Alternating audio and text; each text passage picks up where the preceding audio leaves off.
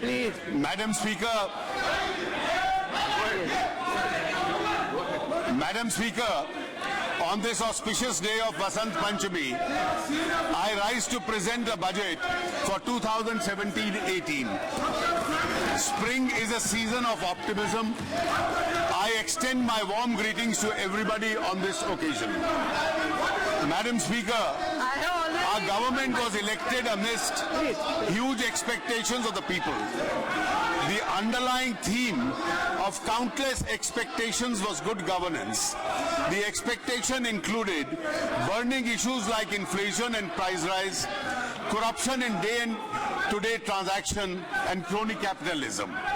There was also an expectation from a major change in the way the country's natural resources were allocated, processed, and deployed. In the last 2.5 years, it has been our mission to bring a transformative shift in the way our country is governed. We have moved, Madam, from a discretionary-based administration to a policy and system-based administration. From favoritism to transparency and objectivity in decision-making. From blanket and loose entitlements to targeted delivery, and from an informal to a formal economy. Inflation, which was in double digit, has been controlled.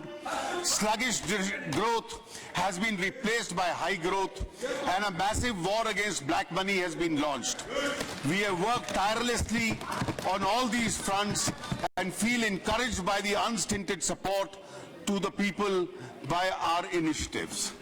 The government is now seen as a trusted custodian of public money. I take this opportunity to express our gratitude to the people of India for their strong support.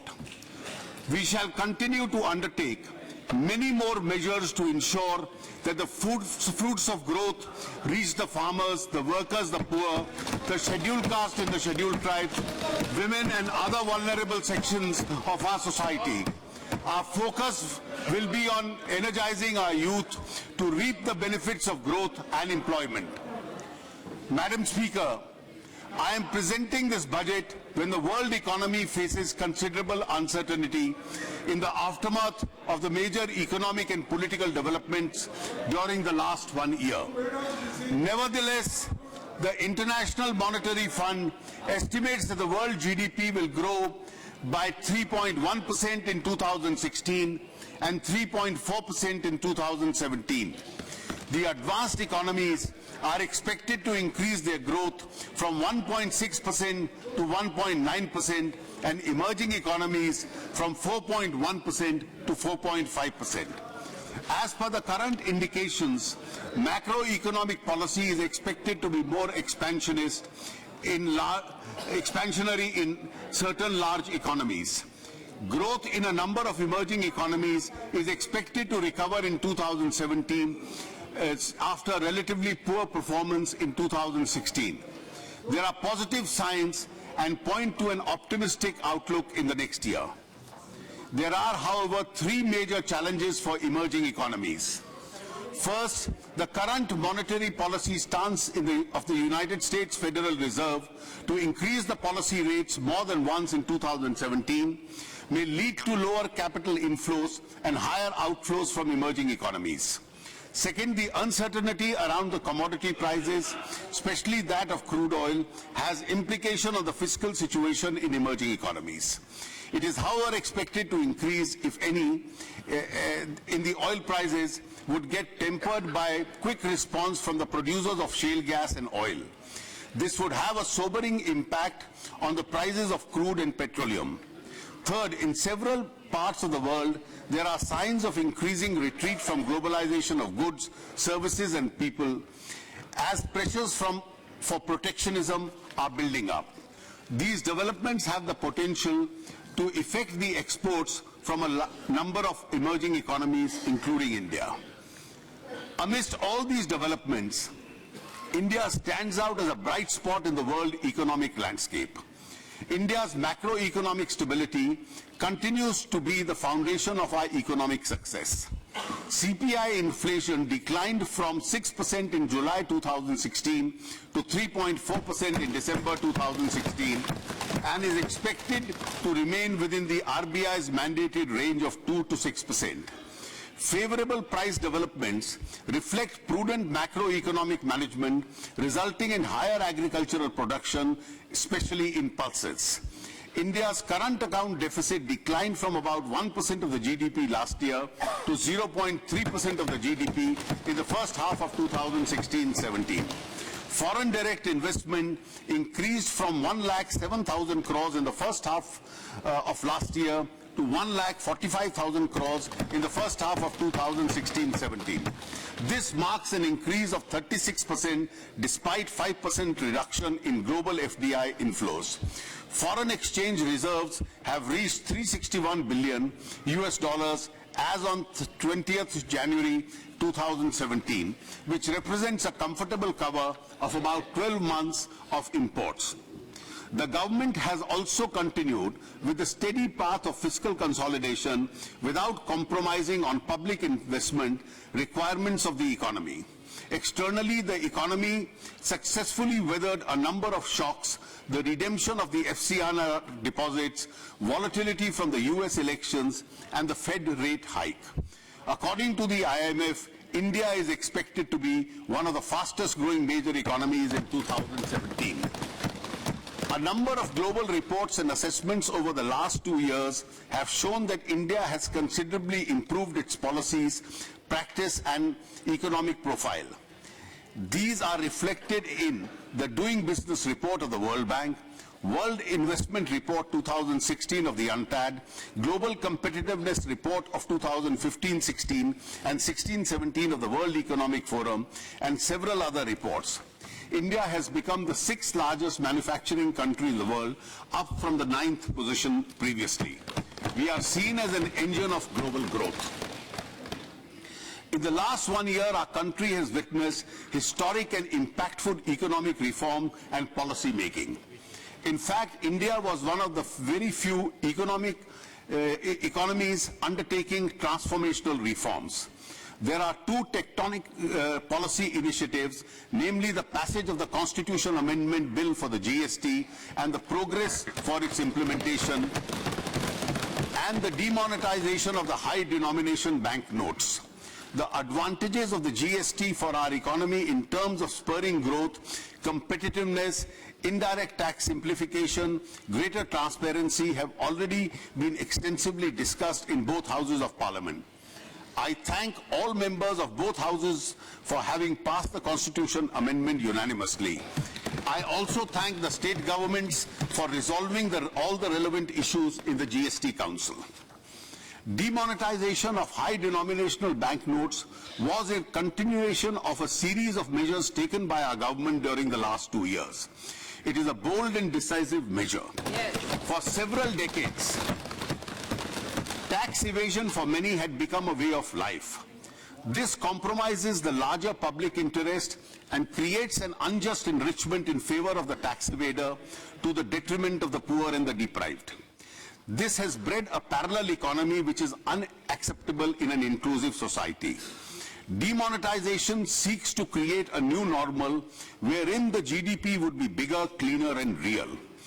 The exercise is a part of our government's resolve to eliminate corruption and black money, counterfeit currency, and terror funding. Like all reforms, this measure is obviously disruptive as it seeks to change the retrograde status quo. Drop in economic activity, if any, on account of currency squeeze during the remonetization period is expected to have only a transient impact on the economy. I am reminded here of what the father of the nation, Mahatma Gandhi, had said: a right cause never fails. Demonetization has a strong potential to generate long-term benefits in terms of reduced corruption, greater digitization of our economy, increased flow of financial savings, and greater formalization of the economy. all of which would be eventually lead to higher GDP growth and tax revenues. Demonetization helps to transfer resources from the tax evaders to the government, which can use these resources for the welfare of the poor and the deprived. There is early evidence of an increased capacity of banks to lend at reduced interest rates and a huge shift towards digitization amongst all sections of society. We firmly believe that the demonetization and the GST, which were built on the third transformational achievement of our government, namely the JAM vision, will have an epoch-making impact on the economy and the lives of our people. Madam, we are at an important point in the path of our growth and development. इस मोड़ पर घबरा के न थम जाइए आप, जो बात नहीं है उसे अपनाइए आप, डरते हैं नई राह पे क्यों चलने से, हम आगे आगे चलते हैं आइए आप. The pace of remonetization has picked up and will soon reach comfortable levels. The effects of demonetization are not expected to spill over to the next year. Thus, IMF, even while revising India's GDP forecast from 2016 downwards, has projected a GDP of 7.2 and 7.7% in 2017 and 18 respectively.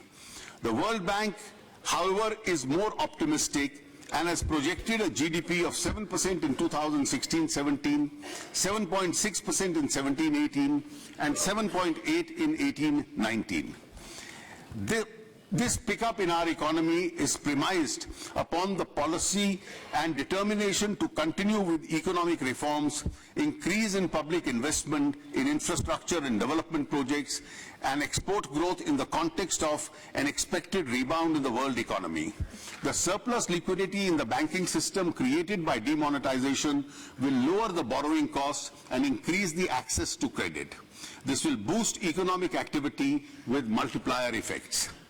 The announcements made by the Honorable Prime Minister on the 31st of December 2016 addresses many of the key concerns of our economy at this juncture, such as housing for the poor, relief to the farmers, credit support to the MSMEs, encouragement to the digital transactions, assistance to pregnant women and senior citizens, and priority to Dalits, tribals, backwards, and women under the Mudra Yojana. My overall approach while preparing this budget has been to spend more in rural areas, infrastructure, and poverty alleviation, and yet maintain the best standards of fiscal prudence.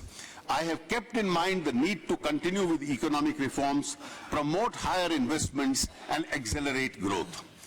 The last 1 year was a witness to other major reforms, namely the enactment of the Insolvency and the Bankruptcy Code, amendment to the RBI Act for inflation targeting, enactment of the Aadhaar Bill for disbursement of financial subsidies and benefits, significant reform in the FDI policy, the job-creating package for the textile sector, and several other measures. We will continue to process the process of economic reforms for the benefit of the poor and the underprivileged. Madam Speaker, the budget 2017-18 contains 3 major reforms. First, the presentation of the budget has been advanced to the 1st of February to enable the Parliament to avoid a vote on account and pass a single appropriation bill for 17-18 before the close of the current financial year. This would enable ministries and departments to operationalize all schemes, projects, including new schemes, right from the commencement of the next financial year.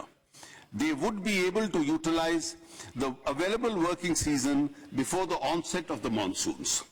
Second, the merger of the railway budget with the general budget is a historic step. We have discontinued the colonial practice prevalent since 1924. This decision brings railways to the center stage of the government's fiscal policy and would facilitate multimodal transport planning between the railways, highways, and inland waterways. The functional autonomy of the railways will, however, continue. Third, we have done away with the plan and the non-plan classification of expenditure. This will give us a holistic view of allocation for sectors and ministries. This would facilitate optimal allocation of resources. Madam Speaker, we are aware that we need to do more for our people.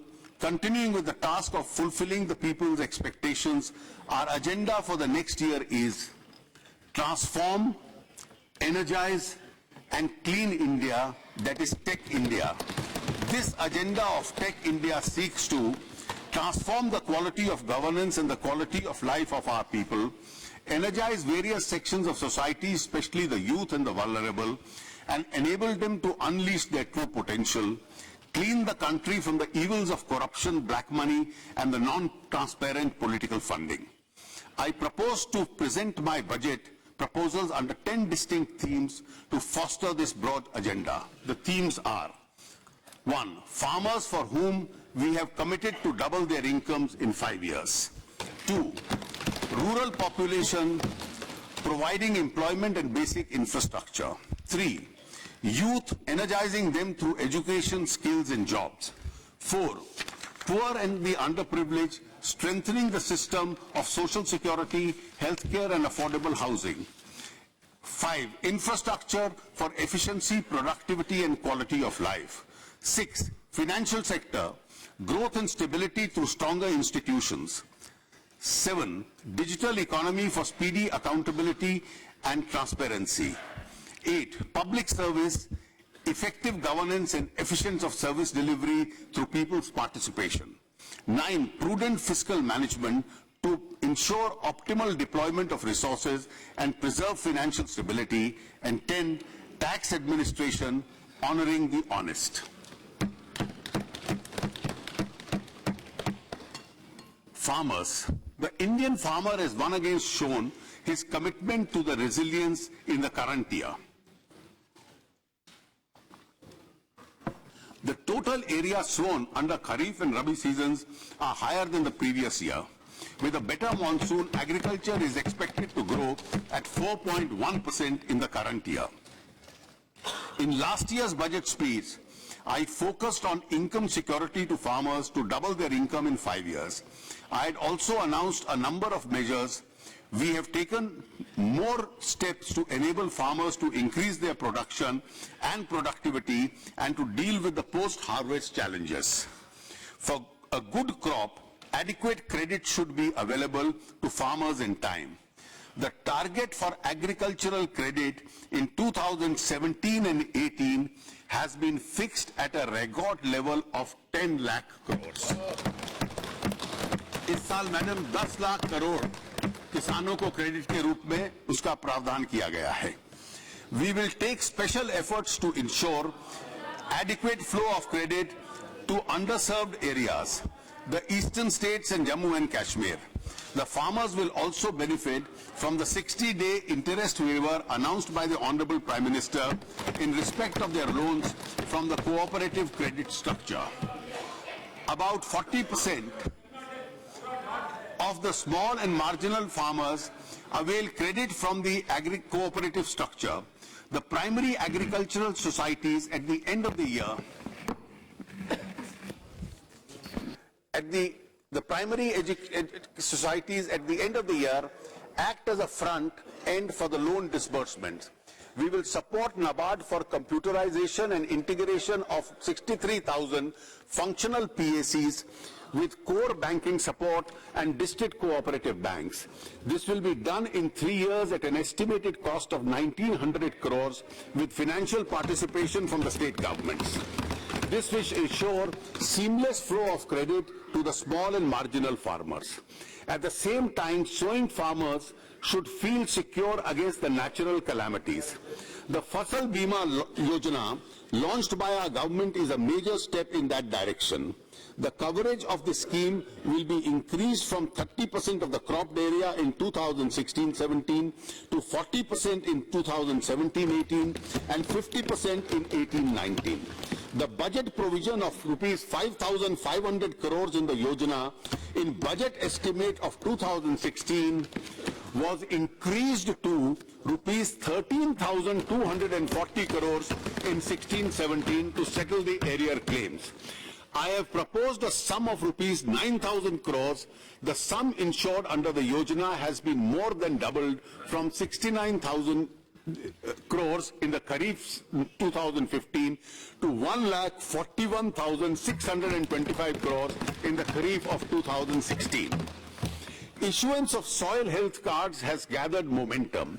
The real benefit to the farmers would be available only when the soil samples are tested, quality and nutritional levels of soil is known.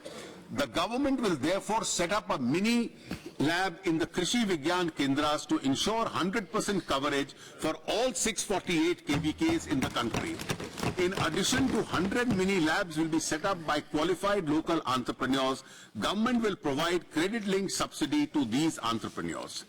A long-term irrigation fund has been set up in the NABARD. The Honorable Prime Minister has announced in addition to 20,000 crores as its corpus. This will take the corpus of this fund now to 40,000 crores. A dedicated micro-irrigation fund will be set up by NABARD to achieve the goal of per drop more crop. The fund will have an initial corpus of rupees 5,000 crores. For the post-harvest phase, we will take steps to ensure that farmers to get better price for their produce in the markets. The coverage of the National Agricultural Market (NAM) will be expanded from the current 250 markets to 585 APMCs. Assistance up to a ceiling of 75 lakh rupees will be provided to every NAM market for establishment of cleaning, grading and packaging facility. This will lead to greater value addition of the farmer's produce. Market reforms will be undertaken and states would be urged to denotify perishables from the APMC. This will give an opportunity to the farmers to sell their produce and get a better price. We also propose to integrate farmers who grow fruits and vegetables with agro-processing units for a better price realization and reduction of post-harvest losses. A model law on contract farming would therefore be prepared and circulated amongst the states for adoption. Dairy is an important source of additional income on farmers. Availability of milk processing facility and other infrastructure will benefit the farmers through value addition. A number of milk processing units set up under the Operation Flood program have since become old and obsolete. A dairy processing infrastructure development fund would be created, set up by NABARD with a corpus of 8,000 crores over 3 years. Initially, the fund will start with a corpus of rupees 2,000 crores. Rural population. I now turn to the rural sector, which is so dear to the heart of Mahatma Gandhi. Over rupees 3 lakh crores are spent in rural areas every year. If we add all the programs meant for the rural poor by the central budget and the state budgets, budget linkage for self-help groups. With a clear focus on improving accountability and outcomes and convergence, we will undertake a mission Antyodaya to bring 1 crore households out of poverty and make 50,000 gram panchayats poverty-free by 2019, the 150th birth anniversary of Gandhiji. We will utilize the existing resources more effectively along with annual increases. This mission will work with a focused micro plan for sustainable livelihood for every deprived household. A composite index of poverty-free gram panchayat would be developed to monitor the progress from the baseline. Our government has made a conscious effort to reorient MG Manrega to support the resolve to double farmers' incomes. While providing at least 100 days employment to every rural household, Manrega should create productive assets to improve farm productivity and incomes. The target of 5 lakh ponds and 10 lakh composite pits announced in the last year budget from Manrega funds have been fully achieved. In fact, against 5 lakh ponds, it is expected that about 10 lakh farm ponds will be completed by March 2017. During 2017 and 18, another 5 lakh ponds would be taken up. The single measure would contribute greatly to drought-proofing of the Gram Panchayats. Participation of women in Manrega has increased to 55% from less than 48% in the past. Honorable members would be happy to note that in the budget provisions of 38,500 under Manrega in 2016-17 has now been increased to rupees 48,000 crores in 2017 and 18. This is the highest ever allocation for Manrega.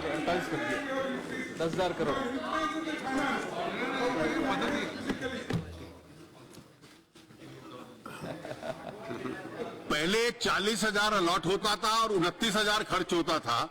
अब 38,500 पिछली बार allot हुआ, 47,000 खर्च हुआ और आने वाले साल में 48,000 होगा.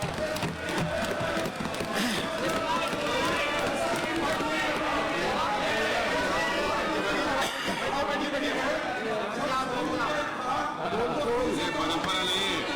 You know better.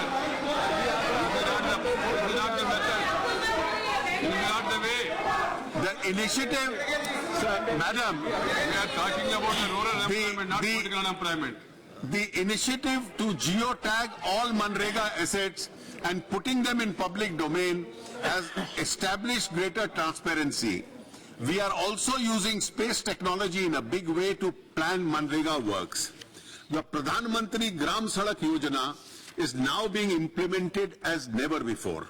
The pace of construction of the PMGSY roads has accelerated to 133 kilometers road per day in 2016-17, as against an average of 73 kilometers per day during the period 2011-14.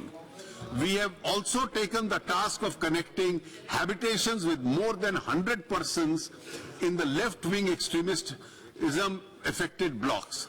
We have committed to complete the current target of PMGSY by 2019. I have provided 19,000 crores in 2017-18 for this scheme. Together with the contribution of the states, an amount of 27,000 crores will be spent on PMGSY in 2017 and 18. We propose to complete 1 crore houses by 2019 for the houseless and those living in Kacha houses. I have stepped up the allocation for the Pradhan Mantri Awas Yojana Gramin from rupees 15,000 crore last year to rupees 23,000 crore in the next year. We are well on our way of achieving 100% village electrification by 1st May 2018. An increased allocation of rupees 4,814 crore has been proposed under the Deen Dayal Upadhyay Gram Jyoti Yojana for 2017 and 18. I have also proposed to increase the allocation of the Deen Dayal Antyodaya Yojana National Rural Livelihood Mission for promotion of skill development and livelihood opportunities for our people in the rural areas to 4,500 in 2017-18. The allocation of the Prime Minister's Employment Generation and Credit Support Schemes has been increased more than 3 times. The Swachh Bharat Mission has made tremendous progress for promoting safe sanitation and ending open defecation. Sanitation coverage in rural areas has gone up from 42% in October 2014 to about 60% now. 18% बढ़ा है. Open defecation free villages are now being given priority for piped water supply. We propose to provide safe drinking water to cover 28,000 arsenic and fluoride affected habitations in the next 4 years. There will be a sub-mission for the National Rural Drinking Program. For imparting new skills to people in the rural areas, mason training will be provided to 5 lakh persons by 2022, with immediate target of training of at least 20,000 persons by 2017-18. Panchayat Raj institutions still lack the human resources for implementing developmental programs. A program of human resource reforms for results will be launched in 2017-18 for this purpose. The government will continue to work closely with the farmers and the people in rural areas to improve the life and the environment. This is a non-negotiable agenda for our government. The total allocation for rural, agricultural and allied sectors for 2017-18 is a record 1,87,223 crores, which is 24% higher than the last year. Youth. Let me now focus my proposals on the youth. Quality education will energize our youth. In the words of Swami Vivekananda, the education which does not help the common mass of the people to equip them to struggle for life, is it worth the name? We have proposed to introduce a system of measuring annual learning outcomes in our schools. Emphasis will be given on science education and flexibility in curriculum to promote creativity through local innovative content. An innovation fund for secondary education will be created to encourage local innovation for ensuring universal access, gender parity and quality improvement. This will include an ICT-enabled transformation. The focus will be the 3,479 educationally backward blocks. In higher education, we will undertake reforms in the UGC. Good quality institutions would be enabled to have greater administration and academic autonomy. Colleges will be identified based on accreditation and ranking and given autonomous status. A revised framework will be put in place for outcome-based accreditation and credit-based programs. We propose to leverage information technology with the launch of Swayam platform with at least 350 online courses. This would enable students to virtually attend the courses taught by the best faculty, access higher quality reading resources, participate in discussion forums, and take tests and earn academic grades. Access to Swayam would be widened by the linkage with DTH channels dedicated to the education. We propose to establish a national testing agency as an autonomous and self-sustained premier testing organization to conduct all entrance exams for higher education. This would free the CBSE, AICTE and other premier institutions from these administrative responsibilities so that they can focus more on academics. We have a huge demographic advantage. Skill India mission launched in July 2015 to maximize the potential of our youth. The Pradhan Mantri Kaushal Kendras have already been promoted in more than 60 districts. We now propose to extend these kendras to more than 600 districts across the country. 100 India International Skill Centers will be established across the country. These centers would offer advanced training and also courses in foreign languages. This will help those youth of our country to seek job opportunities outside the country. In 2017-18, we have also proposed to launch the skill acquisition and knowledge awareness for livelihood promotion program Sankalp at a cost of rupees 4,000 crores.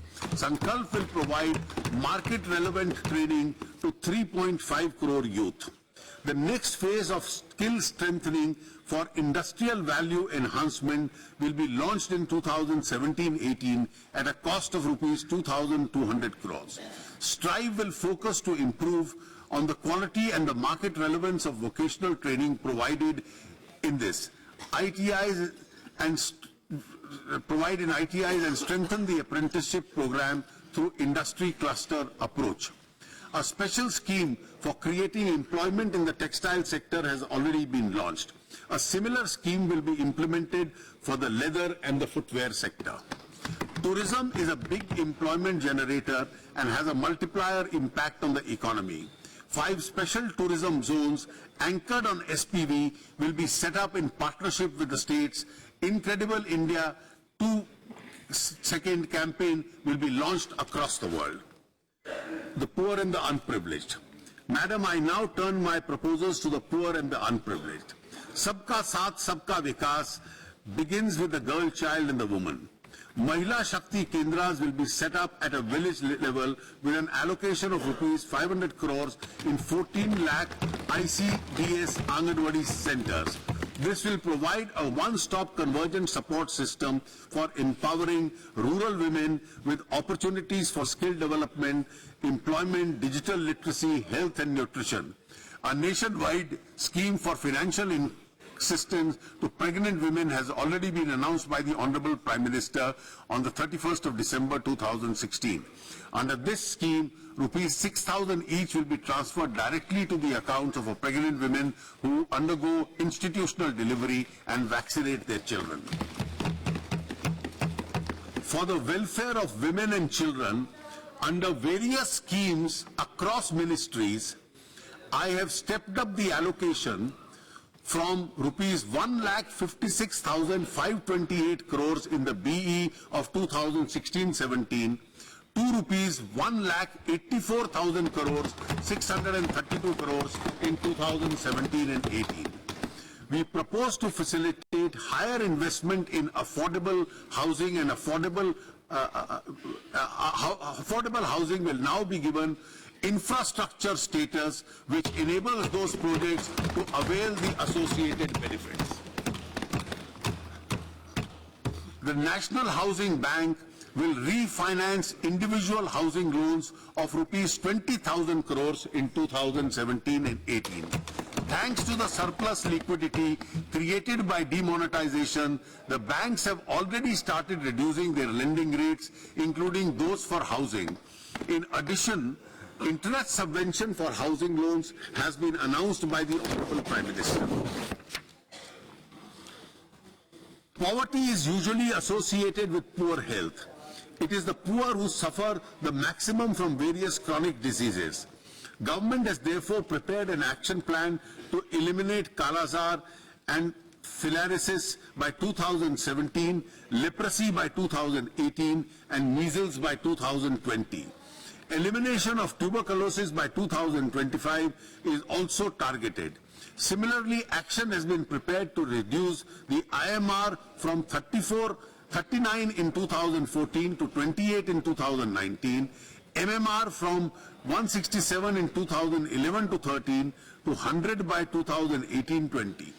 1.5 lakh health sub-centers will be transformed into health wellness centers.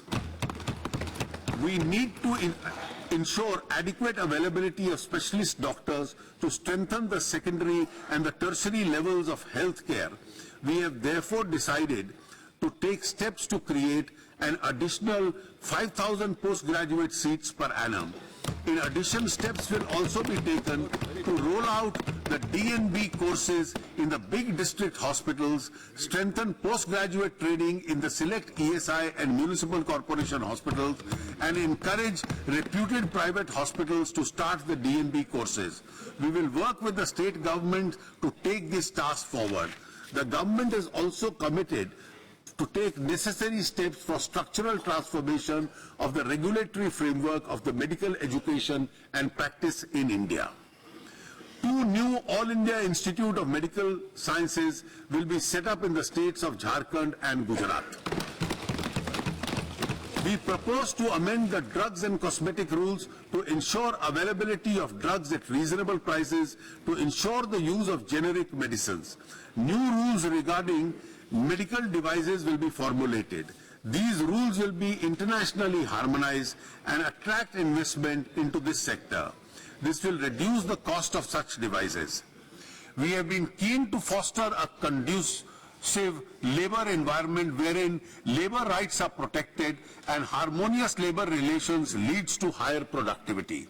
Legislative reforms will be undertaken to simplify, rationalize, and amalgamate existing labor laws into 4 codes: 1 wages, 2 industrial relations, 3 social security and welfare, and 4 safety and working conditions. The Model SOP and Establishment Bill 2016 has been circulated to all states for consideration and adoption. This would open up additional avenues of employment for women. The amendments made to the Payment of Wages Act is another initiative of our government for the benefit of the labor and the ease of doing business. Our government is committed. Our government is giving special importance to the implementation of schemes for the welfare of scheduled castes, scheduled tribe and minorities. The allocation of the scheduled caste has been stepped up from rupees 38,833 crores in the budget estimate of 2016-17 to 52,393. इससे madam 35% increase SC allocation का इस budget में है. The allocation of scheduled tribes has been increased to 31,920 crores and minority affairs to 4,195 crores. The budget will introduce outcome-based monitoring of expenditure in these sectors by the Niti Aayog. For senior citizens, Aadhaar-based smart cards containing their health details will be introduced. A beginning will be made through the pilot in 15 districts during 2017-18. The LIC will be implement a scheme of senior citizens to provide an assured pension with a guaranteed return of 8% per annum for 10 years.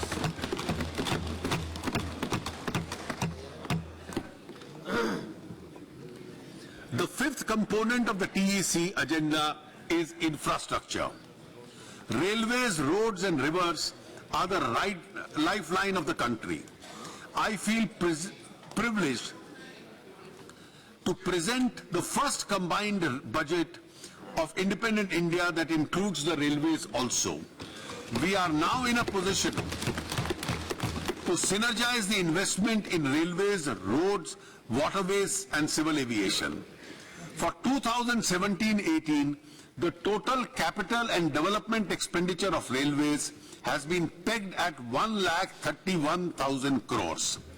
This includes 55,000 crores provided by the government from the budget.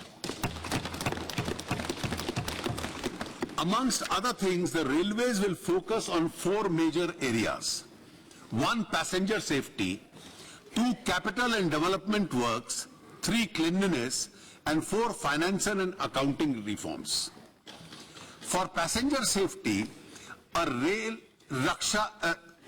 Sanraksha Kosh will be created, a safety fund, with a corpus of rupees 1 lakh crores over a period of 5 years. Besides seed capital from the government, the railways will arrange the balance from its own resource avenues and other sources. The government will lay down clear-cut guidelines for timeline for implementation of various safety works to be funded from this course. Unmanned level crossings on broad gauge lines will be eliminated by 2020. Expert international assistance will be harnessed to improve safety preparedness and maintenance practices. In the next 3 years, throughout it is proposed to, the throughput is proposed to be enhanced by 10%. This will be done through modernization, upgradation of identified corridors. Railway lines of 3,500 kilometers will be commissioned in 2017-18 as against 2,800 kilometers in 16-17. Steps will be taken to launch dedicated trains of tourism and pilgrimage. Railways have put up joint ventures with 9 state governments. 70 projects have been identified for construction and development. A beginning has been made with regard to the station redevelopment. At least 25 stations are expected to be awarded during 17-18 for station redevelopment. 500 stations will be made differently abled friendly by providing lifts and escalators. It is proposed to feed around 7,000 stations with solar power in the medium term. A beginning has already been made in 300 stations. Work will be taken up for 2,000 railway stations as a part of the 1,000 megawatt solar mission. Our focus is on Swachh Railways. SMS-based Clean My Coach service has been started.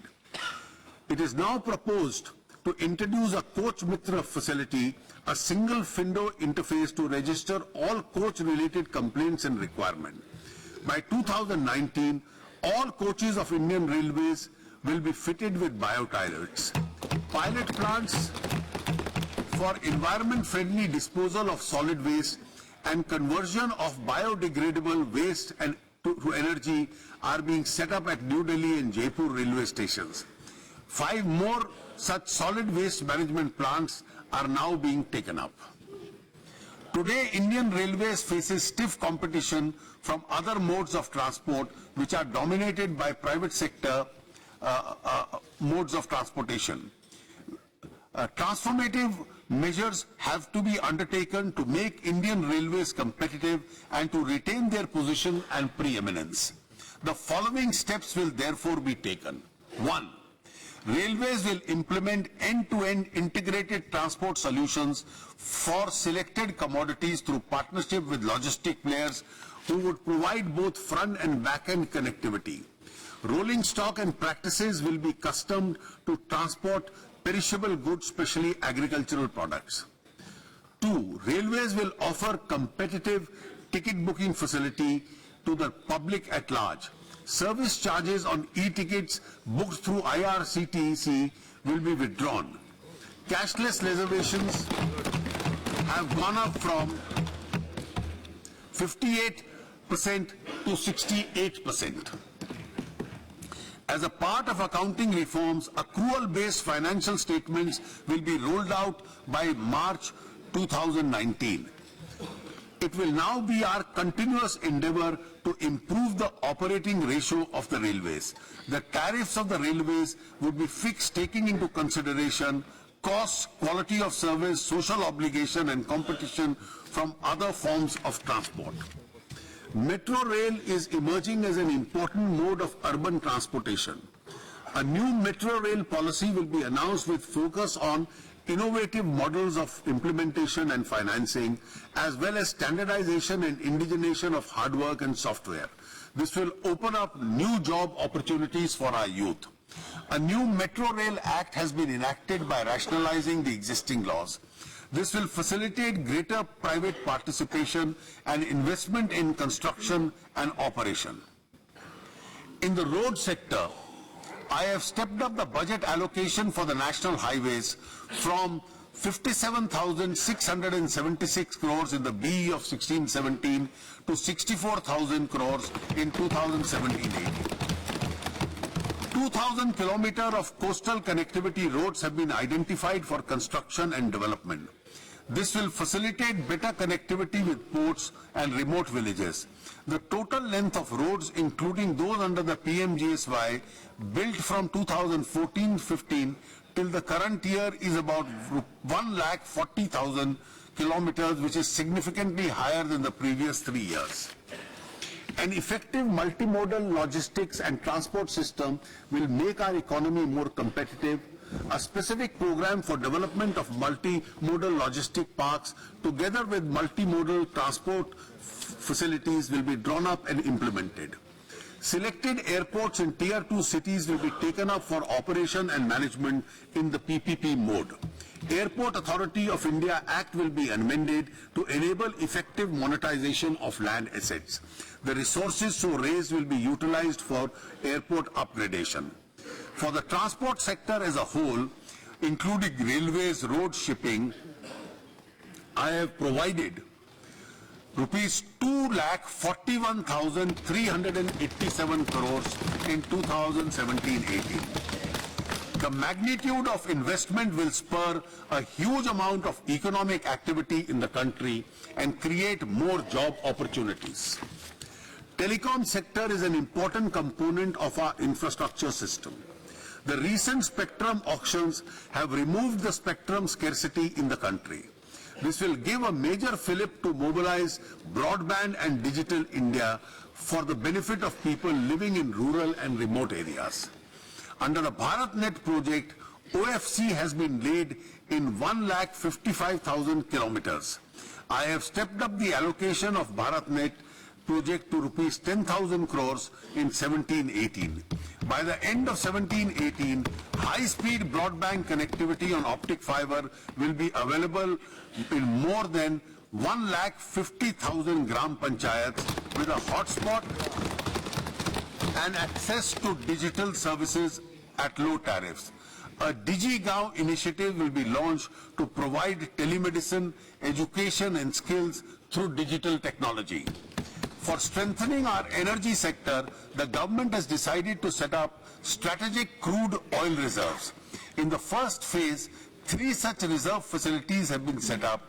Now in the second phase, it is proposed to set up caverns at 2 more locations, namely Chandiya Kahol in Odisha and Bikaner in Rajasthan. This will take our strategic reserves capacity to 15.33 MMT. In solar energy, we now propose to take up the second phase of solar power development for additional 20,000 megawatt capacity. We are also creating an ecosystem to make India a global hub for electronics manufacture. Over 250 investment proposals for electronic manufacturers have been received in the last 2 years, totaling an investment of rupees 1,26,000 crores. A number of global leaders and mobile manufacturers have set up production facilities in India. I have therefore exponentially increased the allocation and incentives of schemes like MSIPs and EDF to 745 crores in 17-18. This is an all-time high. We have also to focus on our export infrastructure in the competitive world. A new restructured central scheme, namely the Trade Infrastructure Export Scheme, will be launched in 17-18. The total allocation, Madam, ये महत्व का विषय है, the total allocation for infrastructure for 2017-18 stands at a record level of rupees 3,96,135 crores. Financial sector. I now turn to the financial sector. The focus of the TEC India agenda in this sector is to build a stable and stronger institution. We will continue with our reform agenda with several measures. The government has already undertaken substantive reforms in FDI policy in the last 2 years. More than 90% of the total FDI inflows are now proposed through the automatic route. The FIPB, the Foreign Investment Promotion Board, has successfully implemented e-filing and online processing of FDI applications. We have now reached a stage where FIPB can be phased out. We have therefore decided to abolish the FIPB in the year 2017-18. A roadmap for the same will be announced in the next few months. In the meanwhile, further liberalization of the FDI policy is under consideration and necessary announcements will be made in due course. The commodities markets requires further reforms for the benefits of the farmers. An expert committee will be constituted to study and promote creation of operational and legal framework to integrate spot market and derivative market for commodity trading. ENAM would be the integral part of such framework. A draft bill to curtail the menace of illegal deposit schemes has been placed in public domain and will be introduced shortly after its finalization. There is an urgent need to protect the poor and the gullible investor from another set of dubious schemes created by unscrupulous entities who exploit the regulatory gaps in the Multi-State Cooperative Society Act of 2002. We will amend the Act in consultation with various stakeholders as a part of our Clean India agenda. The bill relating to resolution of financial firms will be introduced in the current budget session of Parliament. This will contribute stability and resilience to our financial system. It will also protect consumers of various financial institutions. Together with the Insolvency and the Bankruptcy Code, a resolution mechanism for financial firms will ensure a comprehensiveness of the resolution system in our country. I had stated in my budget speech last year that a bill would be introduced to streamline institutional arrangement for the resolution of disputes in infrastructure-related construction contracts, PPP and public utility contracts. After extensive stakeholder consideration, we have decided that the required mechanism would be institutionalized as a part of the Arbitration and Conciliation Act 1996. An amendment bill will be shortly introduced in this regard. Cyber security is critical for safeguarding the integrity and stability of the financial system. A computer emergency response team of our financial sector will be established. This entity will ensure work in close coordination with the financial sector regulators and other stakeholders. I have proposed several other measures which are in the financial sector which are given as an annexure to this budget. Listing of public sector enterprises will foster public accountability and unlock the true value of these companies. The government will put in place a revised mechanism and procedure to ensure time-bound listing of identified CPSEs on the stock exchanges. The divestment policy announced by me in the last budget would continue. The shares of railway PSEs like IRCTC, IRFC and IRCON would be listed on various stock exchanges. We seek opportunities to strengthen our CPSEs through consolidation, merger and acquisition. By these methods, CPSEs can be integrated across the value chain of an industry. It will give them capacity to bear high risk avail economies of scale, take higher investment decisions and create more value for stakeholders. Possibilities of such restructuring are visible in the oil and gas sector. We propose to create an integrated public sector oil major which will be able to match the performance of the international and domestic private sector and oil and gas companies. Our ETF comprising of shares of 10 CPSEs has received an overwhelming response in the recent further funding offering. We will continue to use the ETF as a vehicle for further divestment of shares. Accordingly, a new ETF with diverse CPSEs, stocks and other government holding will be launched in 2017-18. The focus of resolution of stressed legacy accounts of banks continues. The legal framework has been strengthened to facilitate resolution through enactment of the Insolvency Bankruptcy Code and the amendments to the Sarfazi and the DRT Acts.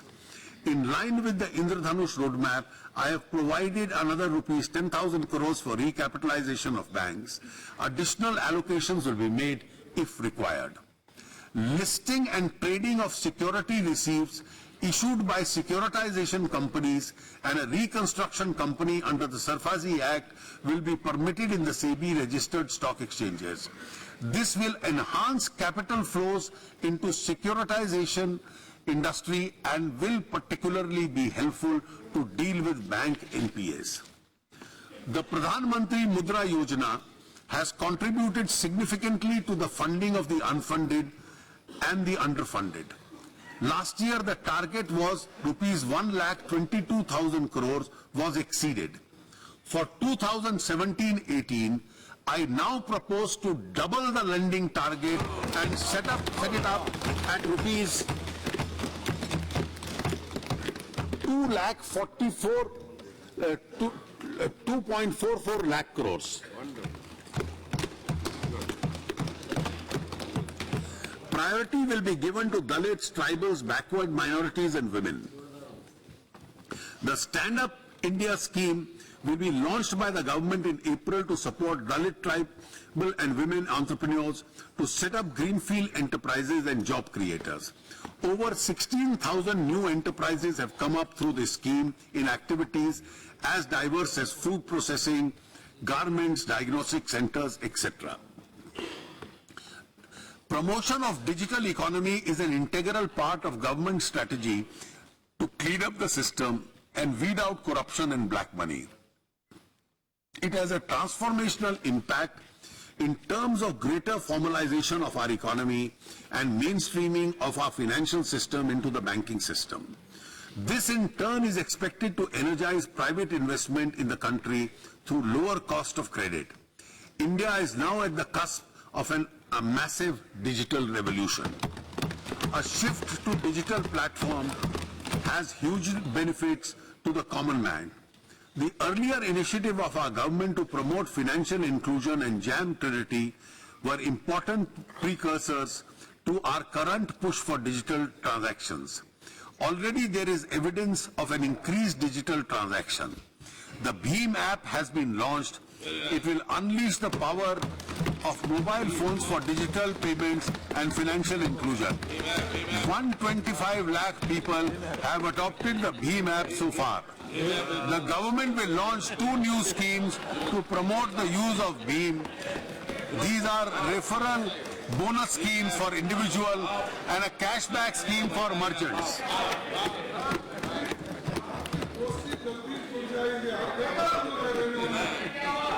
Aadhaar Pay, a merchant version of Aadhaar-enabled payment system, will be launched shortly. This will especially be beneficial to those who do not have debit cards, mobile wallets or mobile phones. A mission will be set up with a target of 2,500 crore digital transactions for 2017 and 18 through UPI, USD, Aadhaar Pay, IMPS debit cards. Banks have targeted to introduce additional 10 lakh new POS terminals by March 2017. They will be encouraged to introduce 20 lakh Aadhaar-based POS by September 2017. Increased digital transactions will enable small and micro enterprises to access formal credit. Government will encourage SIDBI to refinance credit institutions which provide unsecured loans at reasonable rates to borrowers based on their transaction history.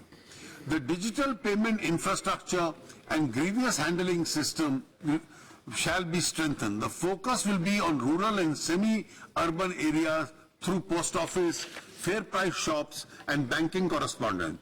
Steps would be taken to promote and possibly mandate petrol pumps, fertilizer depots, municipalities, block offices, road transport offices, universities, colleges, hospitals and other institutions to have facilities for digital payment, including the Bheem app. A proposal to mandate all government received through digital means beyond a prescribed limit is under consideration. The government will strengthen the Financial Inclusion Fund to augment resources for taking up these initiatives. Government will consider and work with various stakeholders for early implementation of the interim recommendations of the Committee of the Chief Ministers on Digital Transactions. The Committee on Digital Payments, constituted by the Department of Economic Affairs, has recommended structural reforms in the payment and ecosystem, including payments, amendments to the Payment and Settlements System Act 2007.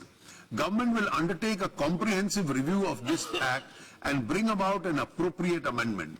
To begin with, it is proposed to create a payment regulatory board in the Reserve Bank of India by replacing the existing Board of Regulation and Supervision of the Payment and Settlement Systems.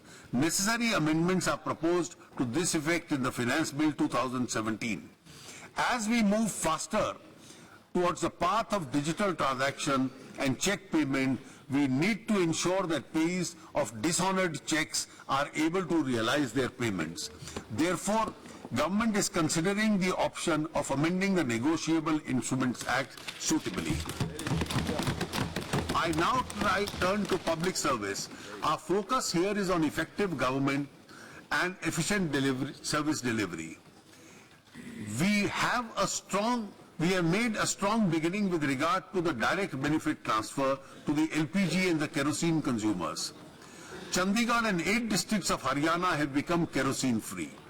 84 government schemes have been boarded on the DBT platform.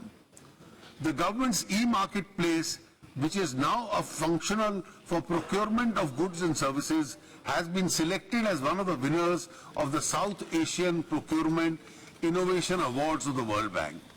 Our citizens in far-flung regions of the country find it difficult to obtain passports and redress passport-related grievances. We have decided to utilize the head post office as a front office for rendering passport service. Our defense forces keep the country safe from both external and internal threats. A centralized defense travel system has now been developed through which travel tickets can be booked online by our soldiers and officers. They do not have to face the hassle of standing in a queue with the railway warrant. A comprehensive web-based interactive pension distribution system for defense pensioners will be established. This system will receive pension proposals and make payments centrally. This will reduce the grievance of the defense pensioners.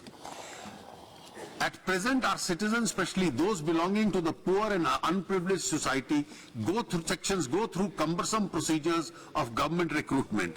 There are multiplicity of agencies and examinations.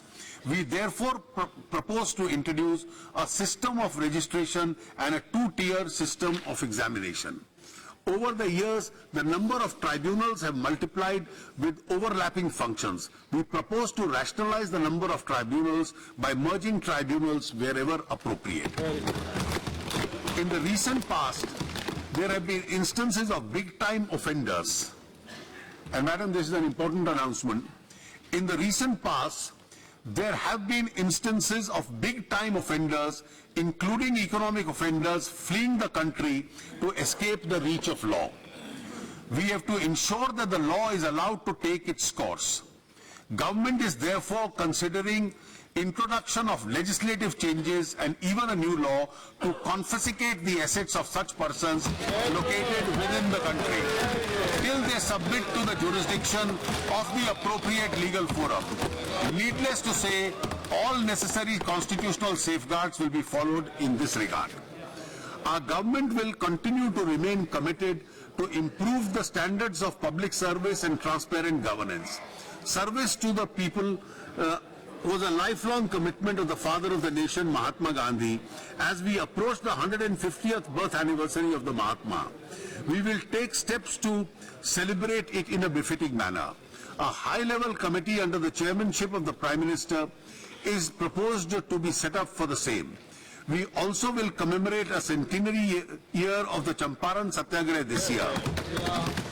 Government of India will support the government of Gujarat to commemorate the 100 years of the Sabarmati Ashram in 2017 in a befitting manner. 200 years ago, in 1817, a valiant uprising of the soldiers led by Bakshi Jagabandhu took place in Khorda of Orissa. We will commemorate the same appropriately. I now turn to the fiscal situation in the country. In the context of the budget 2017-18. The total expenditure of the budget 2017-18 has been placed at rupees 21,47,000 crores. With the abolition of the planned, non-planned classification of expenditure, the focus is now on revenue and capital expenditure. I have stepped up the allocation of capital expenditure by 25.4% over the previous year. This will have a multiplier effect and lead to higher growth. The total resources being transferred to the states and the union territories with legislature is rupees 4.11 lakh crores as against 3.6 lakh crores in the BE of 2016-17. Details of allocations for important sectors and schemes and transfer resources to the states are given in an annexure to my speech. I have made a provision of rupees 3,000 crores under the Department of Economic Affairs to implement various budget announcements and other new schemes for 2017-18. For defense expenditure, excluding pensions, I have provided, I repeat, for defense expenditure excluding pensions, I have provided a sum of rupees 2,74,114 crores, including 86,488 crores for defense capital.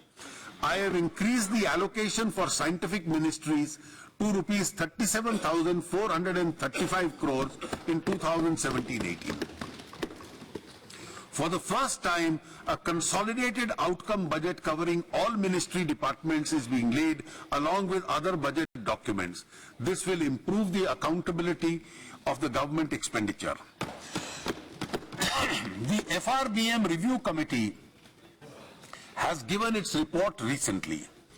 The committee has done an elaborate exercise and has recommended that sustainable debt path must be the principal macroeconomic anchor of our fiscal policy. The committee has favored a debt to GDP of 60% for the general government by 2023, consisting 40% for the central government and 20% for the state governments. Within the framework, the committee has derived and recommended 3% fiscal deficit for the next 3 years. The committee has also provided for an escape clauses for deviations up to 0.5% of the GDP from the stipulated fiscal deficit target. Amongst the triggers for taking recourse to these escape clauses, the committee has included far-reaching structural reforms in the economy with an unanticipated fiscal implication as one of the factors. Although there is a strong case now to invoke this escape clause, I am refraining from doing so. The report of the committee will be carefully examined and appropriate decision taken in due course. Nevertheless, I take note of the fiscal deficit roadmap of 3% recommended by the committee for the next 3 years. I have taken into consideration the need for higher public expenditure in the context of sluggish private sector investment and slow global growth. I have kept in mind the recommendations of the committee that sustainable debt should be the underlying basis of prudent fiscal management. Considering all these aspects, I have pegged the fiscal deficit for 2017-18 at 3.2% of the GDP and remain committed to achieve 3% in the following year. With this gradual approach, I have ensured adherence to fiscal consolidation without compromising with the requirements of public investment. I have taken due care to limit the net market borrowings of the government to rupees 3.48 lakh crores after buyback much lower than rupees 4.25 lakh crores of the previous year. More importantly, the revenue deficit of 2.3% in the budget estimate of 2016-17 now stands reduced to 2.1% in the revised estimates. The revenue deficit for the next year is pegged at 1.9% as against 2% pegged in the FRBM Act. It will be our endeavor to improve upon the fiscal numbers, especially the fiscal deficit in the next year, through greater focus on quality expenditure and higher tax realization through huge cash deposits in banks triggered by demonetization. Madam Speaker, I shall now present my tax proposals.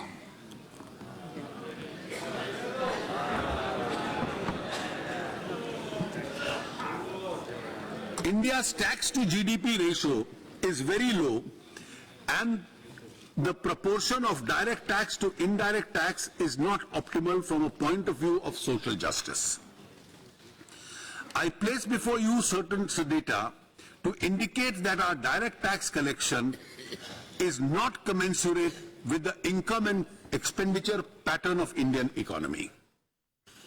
As against an estimated 4.2 crore people engaged in the organized sector employment, the number of individuals filing returns for salary income is only rupees 1.74 crores. As against 5.6 crore informal sector enterprises and firms doing business in India, the number of returns filed in this category are only 1.81 crores. Out of 13.94 lakh companies registered up to 31st March 2014, 5.97 companies have filed their return for assessment year 2016-17. Of 5.97 lakh companies which have filed their return for assessment year 2016-17, as many as 2.76 lakh companies show losses or zero income. 2.85 lakh companies have shown profit before tax less than 1 crores. 28,667 companies have shown profit between 1 to 10 crores, and only 7,781 companies have shown profit before tax more than 10 crores. Now individuals. From amongst 3.7 crore individuals who filed tax returns in the year 2015-16, 99 lakhs showed income below the exemption limit of 2.5 lakhs. 1.95 crore show income between 2.5 lakhs to 5 lakhs. 52 lakhs show income between 5 lakhs to 10 lakhs, and only 24 lakh people show income above 10 lakhs. Thus, out of 76 lakh individual assessee who declare income above 5 lakh, 56 lakhs are in the salaried class. यानी 76 लाख लोग 5 लाख से अधिक income disclose करते हैं साल की, जिसमें से 56 लाख वेतनभोगी हैं, बाकी सिर्फ 20 लाख हैं व्यापार, व्यवसाय, प्रोफेशनल सब मिला के. The number of people showing income more than 50 lakhs in the entire country is only 1.72 lakhs. We contrast this that in the last 5 years, more than 1.25 crore cars have been sold.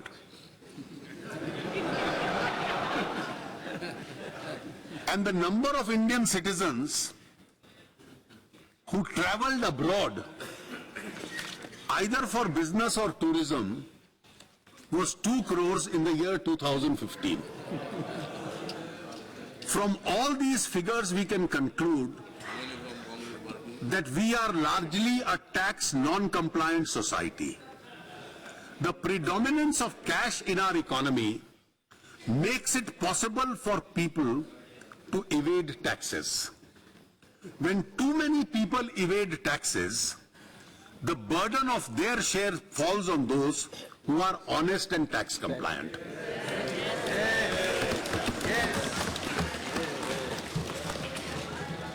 After demonetization,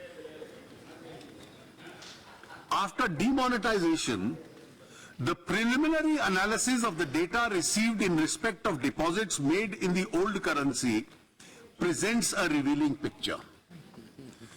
During the period 8th November to 30th December 2016, deposit between rupees 2 lakhs and 80 lakhs was made in 1.09 crore bank accounts.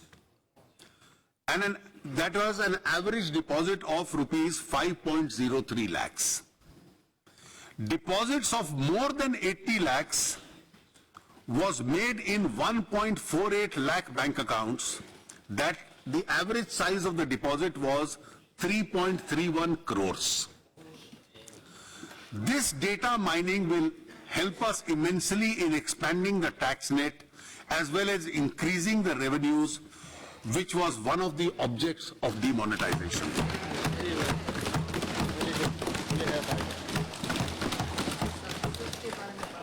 Madam Speaker, one of our main priorities of our government is to eliminate black money component from the economy. We are committed to make our taxation rates reasonable, our tax administration more fair, and expand the tax base of the country. This approach will change the color of money. नई दुनिया है, नया दौर है, नई है उमंग. नई दुनिया है, नया दौर है, नई है उमंग. कुछ थे पहले के तरीके तो कुछ हैं आज के ढंग. रोशनी आके अंधेरों से जो टकराई है, काले धन को भी बदलना पड़ा आज अपना रंग.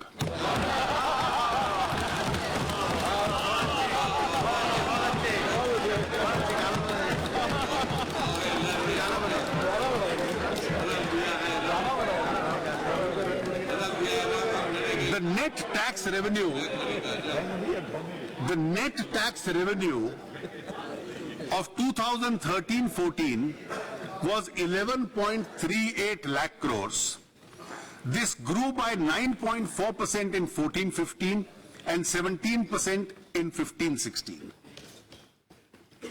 As against an RE of 2016-17, we will end the year with a higher growth rate of 17% for the second year in a row.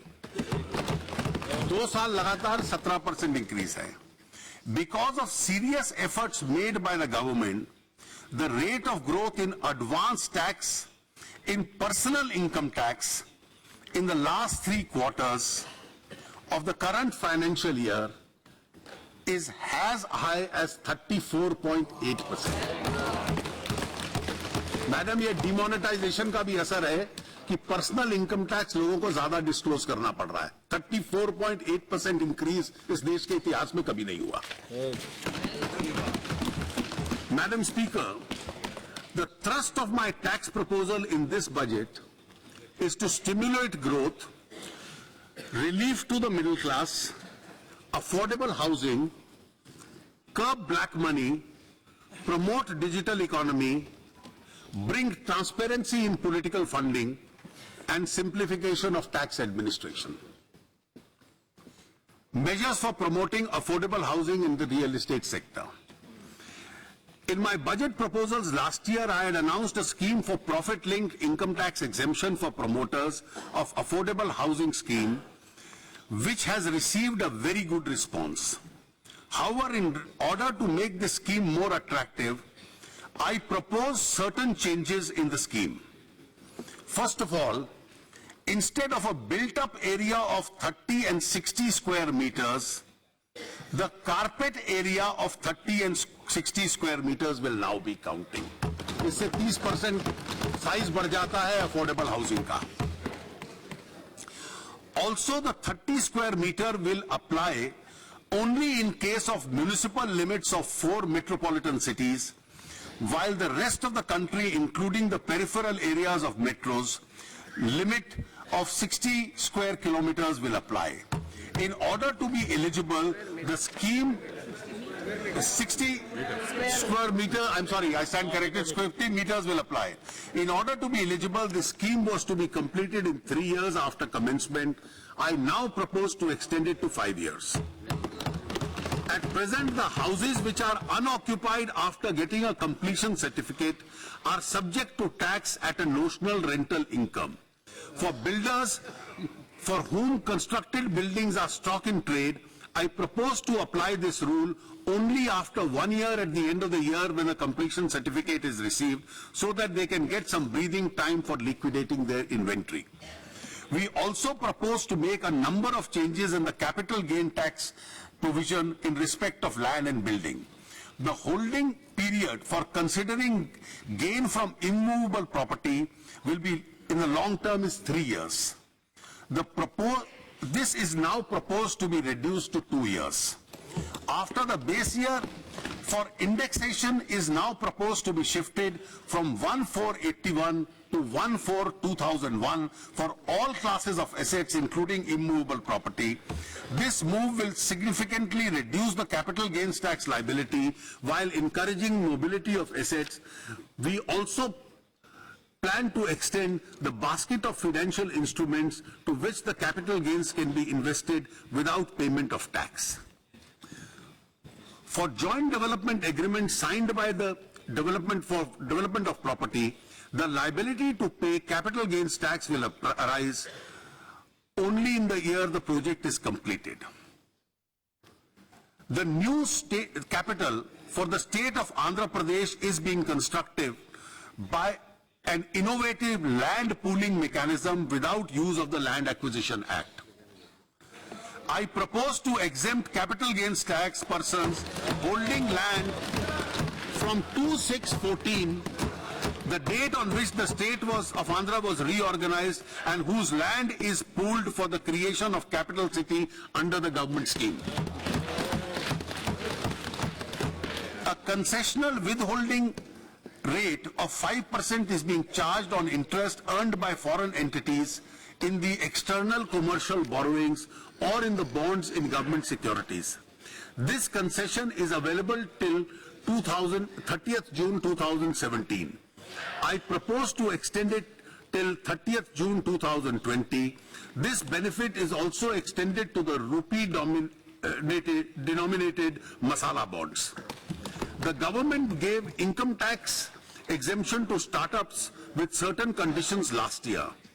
For the purpose of carrying forward losses in respect of such startups with conditions, continuous holding of 51% of voting rights has been relaxed, subject to the condition that holding of original promoters continues. Also, the profit-linked deduction available to startups for 3 years out of 5 years is now being changed to 3 years out of 7 years. Minimum alternative tax is at present levied on advance tax. There is a strong demand for abolition of MAT. Although the plan for phasing out exemptions will kick in from 1/4/2017, the full benefit of revenue out of the phase out will be available to government only after 7 to 10 years, when all those who are already availing exemptions at present complete their period of availment. Therefore, it is not practice to remove MAT at present. However, in order to allow companies to use MAT credit in future, I propose to allow a carry forward of MAT for a period of 15 years instead of 10 years at present. In my budget proposals of 2015, I had announced that I would bring down corporate rate down to 25% gradually. In budget 2016, I had announced a reduction by 1% in the case of those companies whose turnover was less than 5 crores. In the same budget, I had also announced that new manufacturing companies which do not avail any exemption could be charged only 25%. Medium and small enterprises occupy the bulk of economic activity and are also instrument in providing maximum employment to people. However, since they do not get many exemptions, they end up paying more taxes as compared to large companies. As per data of the financial year 2015-16, 2.85 lakh companies making a profit of less than 1 crore, effective tax rate was 30.26, while 298 companies making a profit of 500 crores pay an effective rate of only 25.90. In order to make MSME companies more viable and to encourage firms to migrate to the company format, I propose to reduce income tax for smaller companies with an annual turnover up to 50 crores to 25%. तो जितनी भी companies 50 crore तक की turnover है उनका 5% tax कम किया जाएगा. As per the data of assessment year 2015-16, there are 6.94 lakh companies filing returns, out of which 6.67 lakh companies fall in this category. Therefore, percentage-wise, 96% of India's companies will get the benefit of this lower taxation. This will make our MSME sector more competitive as compared to larger companies. The revenue foregone in this measure is expected to be 7,200 crore per annum. In order to give a boost to the banking sector, I propose to increase allowable provisions of non-performing assets from 7.5% to 8.5%. This will reduce the tax liability of banks. I also propose to tax interest receivable on actual receipts instead of accrual basis in respect of NPA accounts of all non-scheduled banks. Cooperative banks also at par with scheduled banks. This will remove hardship of having to pay tax even when interest income is not realized. Considering the wide range of the LNG as a fuel as well as the feedstock for petrochemical sector, I propose to reduce the basic customs duty on LNG from 5% to 2.5%. In order to incentivize domestic value addition and promote Make in India, I propose to make changes in the custom and central excise duties in respect of certain items which are given in the annexure of my speech. Some of the problems are addressing the issue of duty inversion. There are promoting digital economy. There is a scheme of presumptive taxation for small and medium taxpayers whose turnover is up to rupees 2 crores. At present, 8% of their turnover is counted as presumptive income. I propose to make this 6% in respect of a turnover which is received by non-cash means. The benefits will also be applicable for transactions undertaken in the current year also. I propose to limit the cash expenditure allowable as deduction both for revenue as well as capital expenditure to 10,000 rupees. Similarly, the limit of cash donation which can be received by a charitable trust is being reduced from rupees 10,000 to 2,000. The special investigating team set up by the government for black money has suggested no transaction above 5 lakhs, The special investigative team set up by the government for black money has suggested that no transaction above rupees 3 lakhs should be permitted in cash. The government has decided to accept this suggestion. Suitable amendment in the Income Tax Act is proposed in the finance bill for enforcing this decision. To promote cashless transaction, I propose to exempt BCD excise duties, CV duty, SAD on miniaturized POS card readers, and MPOS micro ATM standards for version 1.5.1, fingerprint readers, scanners, and iris scanners. Simultaneously, I propose to exempt parts of components of manufacture for such devices so as to encourage the domestic manufacturing of these items.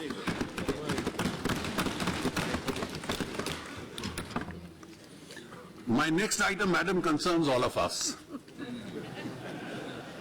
It deals with transparency in political funding. India is the world's largest democracy. Political parties are essential ingredient of a multi-party democracy. Even 70 years after independence, the country has not been able to evolve a transparent method of funding political parties, which is vital to the system of free and fair elections. An attempt was made in the past by amending the provisions of Representation of People's Act, the Companies Act and the Income Tax Act to incentivize donations to individual partnership firms, HUF and companies to political parties. Both the donor and the donee were granted exemption from payment of tax if the accounts were transparently maintained and returns were filed with the competent authorities. Additionally, a list of donors who contributed more than rupees 2,000 to any party in cash or check was required to be maintained. 20,000 by who donated 20,000 to any party in cash or check was to be maintained. The situation has only marginally improved since these provisions were brought into force. Political parties continue to receive most of their funds through anonymous donations, which are shown in cash. An effort, therefore, requires to be made to cleanse the system of political funding in India. Donors have also expressed reluctance in donating by check and other transparent methods, as it would disclose their identity and entail adverse consequences. I therefore propose the following system as an effort to cleanse the system of funding of political parties. A. In accordance with the suggestion made by the Election Commission, the maximum amount of cash donation that a political party can receive will be 2,000 from any one source.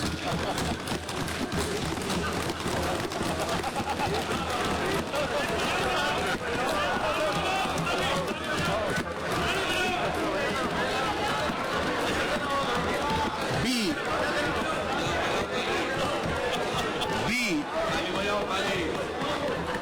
Political parties will be entitled to receive political parties will be entitled to receive donations by check or in the digital mode from their donors.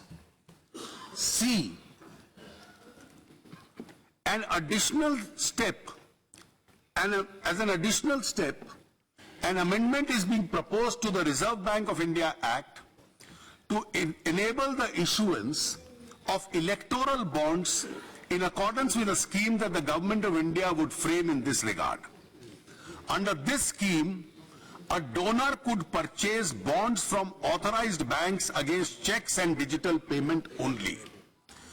These would be redeemable only in the designated account of a registered political party. These bonds will be redeemable within a prescribed time from the issuance of the bond. Every political party would have to file its returns within the time prescribed in accordance with the provisions of the Income Tax Act. Needless to say, the existing amendments to political parties from payment of income tax would be available only subject to the fulfillment of the above conditions. This reform will bring greater transparency and accountability in the political funding while preventing future generation of black money. Ease of doing business. As an anti-avoidance measure, the provision of domestic transfer pricing in respect of related entities was brought in by the Finance Act 2012. Since the number of entities being covered under the domestic pricing has gone up substantially, necessitated a longer scrutiny, which causes hardship to domestic companies. In order to reduce the compliance burden due to the domestic transfer pricing provision, I propose to restrict the scope of domestic transfer pricing only if one of the entities involved is a related party transaction enjoying specified profit-linked deduction.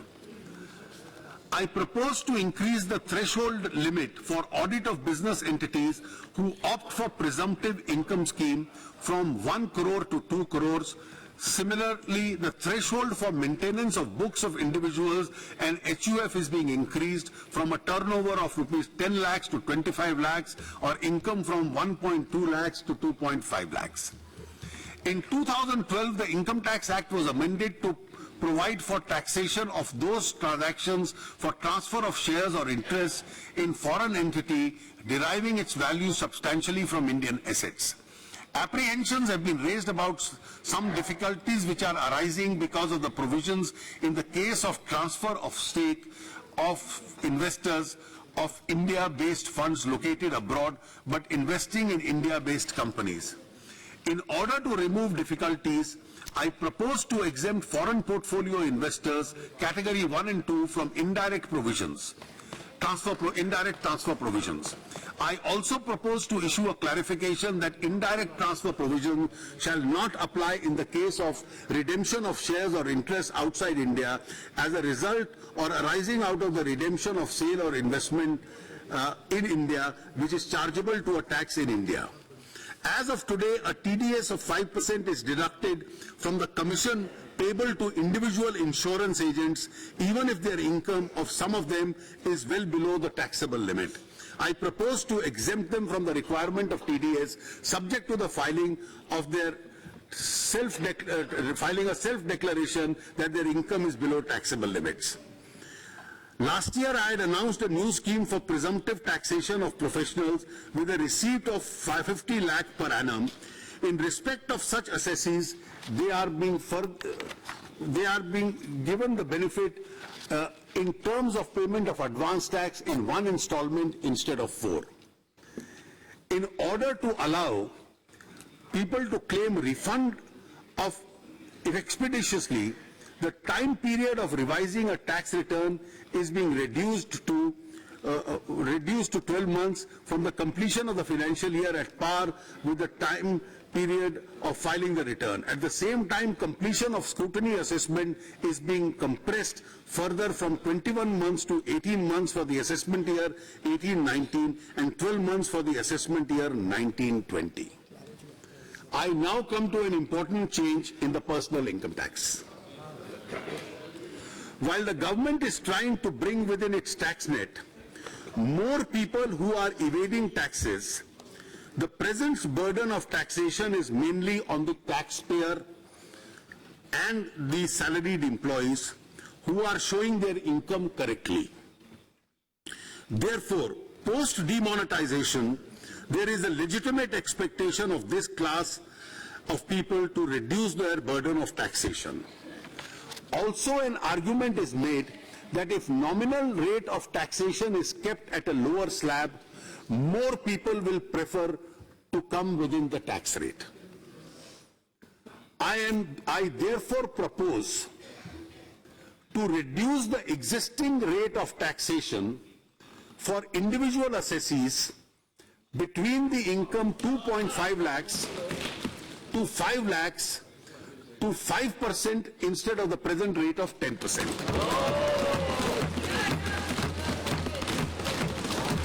This would reduce the tax liability of all persons below rupees 5 lakhs income either to zero with a rebate or 50% of their existing liability.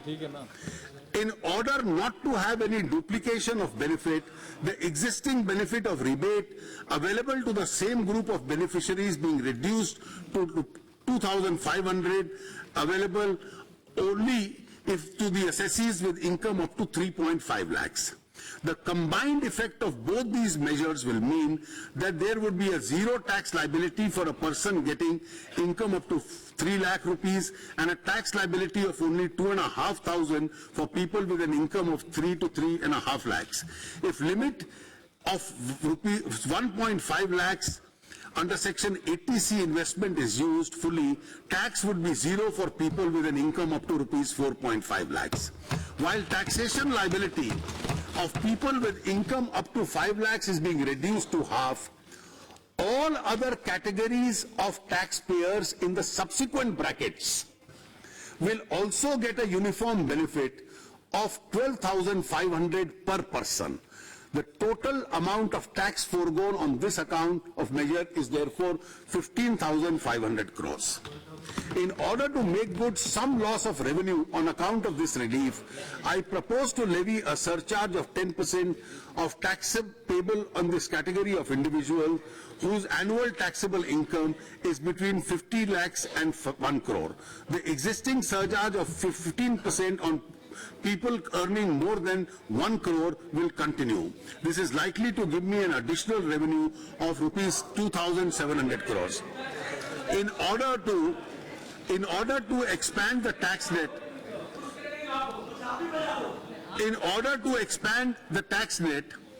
I plan to have a simple one-page form to be filed as an income tax return in the category of income individuals having a taxable income up to rupees 5 lakh other than business income.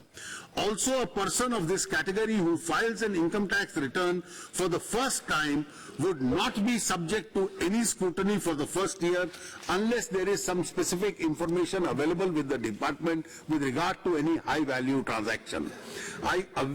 I appeal to all citizens of India to contribute to national building by making a small payment of 5% of tax if their income falls in the lowest slab of 2.5% to lakhs to rupees 5 lakhs. Some other important amendments in the tax laws which are not covered in my speech are given in Annexure 3 to this budget.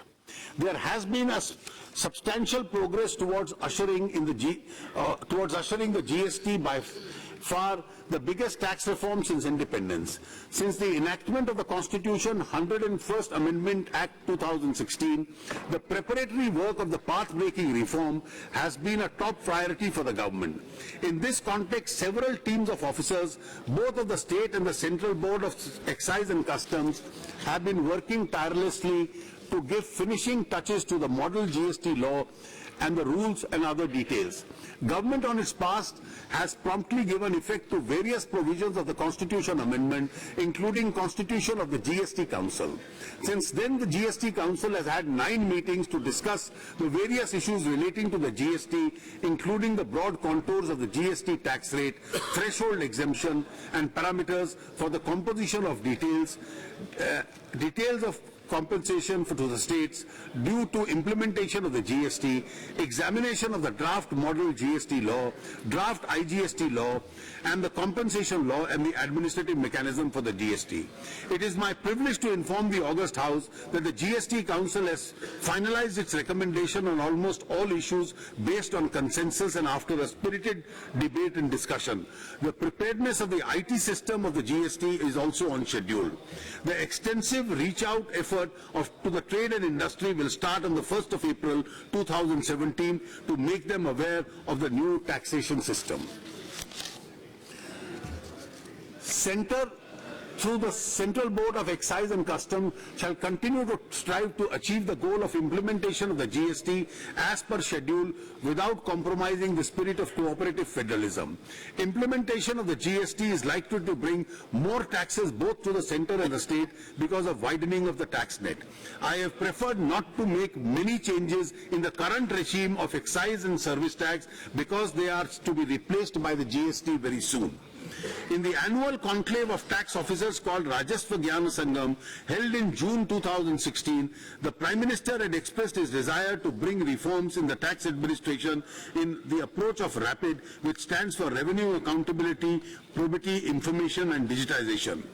This approach precisely reflects the strategy of the tax department, which it has now formulated. For revenue considerations, always remain the focus of the revenue department. We are trying to bring the maximum use of information technology to remove the human contact with the assessee, as well as to plug tax avoidance. We will try and minimize our efforts for e-assessments we will try and maximize our efforts for e-assessment in the coming year.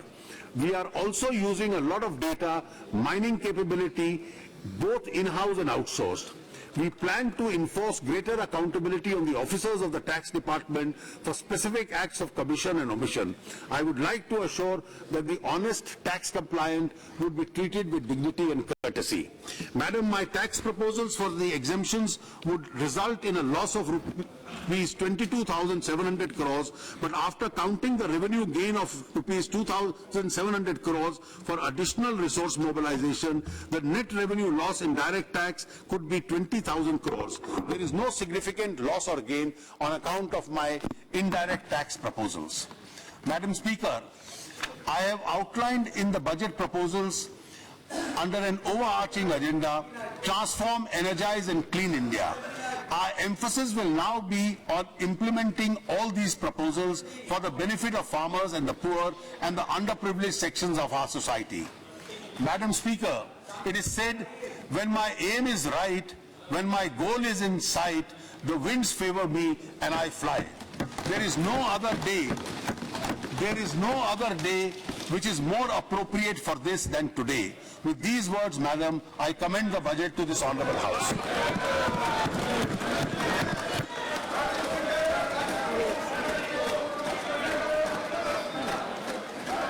Yes, Minister, to table the statement. Item number 2. Yes.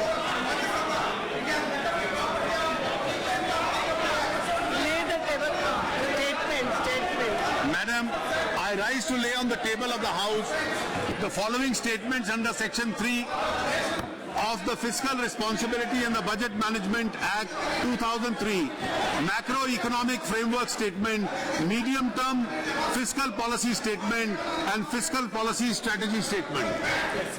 Now, introduce the finance. Madam, I rise to move for leave to introduce the Finance Bill 2017. The question is that leave be granted to introduce the Finance Bill 2017. Those in favor may say aye. Those against may say no. I think the ayes have it. The ayes have it. The leave is granted. The minister may now introduce the finance. Madam, I introduce the bill. Yes, thank you.